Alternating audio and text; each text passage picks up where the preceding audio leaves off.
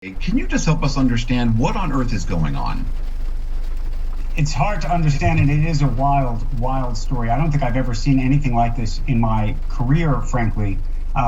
There is a small group, almost a small army, if you will, of mostly younger folks who are assembling online in chat groups and are bidding up the shares of companies like GameStop.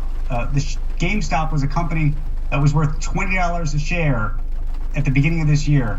Today, it's worth almost $350 a share. The company is now worth the same as Delta. This company makes no money. There's a almost Ponzi scheme-like element to this.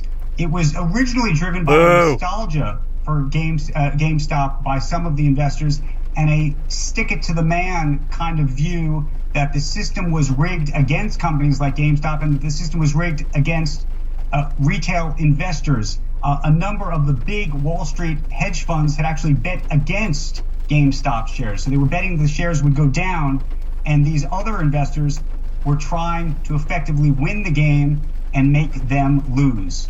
And at the moment, they are winning. But I would just caution those who are out there today. The greatest likelihood is that these protesters will be the ones who will ultimately lose, because there's no fundamentals behind the kinds of trades that are going on at this point.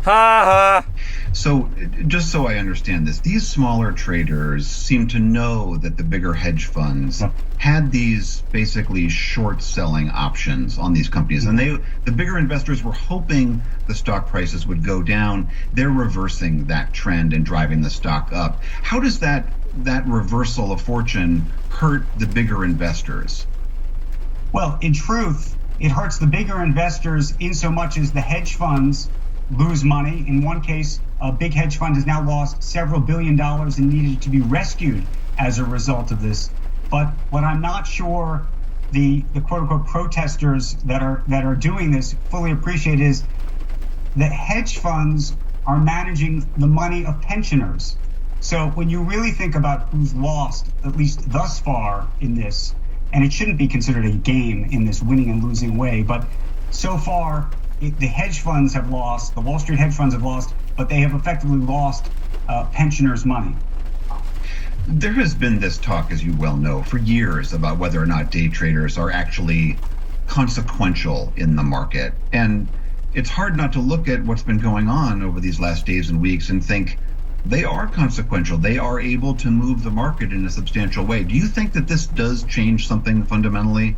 Well, I think there's two things going on. I think they were substantial in moving the market to a degree, but like any great protest, they often get co-opted by others. And there are professional investors now today that are also bidding up the shares of GameStop as part of almost a pop psychology play. And so it's exacerbating what's happening. So yes, a small group of investors has clearly moved the market to some degree, but coming on top of that are professional investors who effectively are trying to take advantage of those folks. And so it's going to be very interesting to see how this all unravels itself.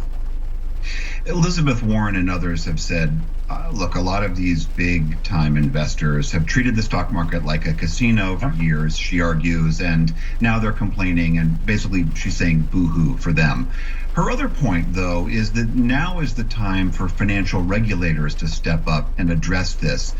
It's not clear to me, though, what is the role for a financial regulator in this circumstance? What would a financial regulator do?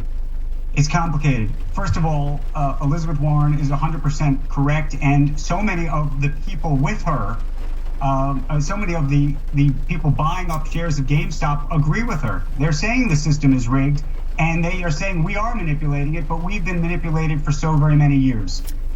The question you asked, how do you regulate this? What are the regulators supposed to do is a real question without a great answer, because it's not clear that what's being done here is illegal. It's all actually being done, for the most part, out in the open. You can go online and see these people talking to each other. You could argue maybe it's a pump and dump scheme, but it's being done quite publicly.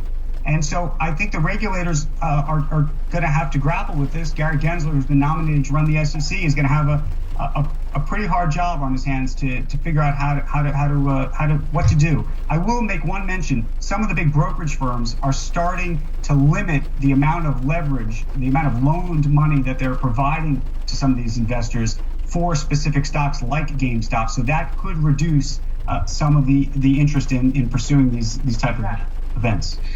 All right, Andrew Ross Sorkin, thanks for helping us get through this very, very strange case. Thanks.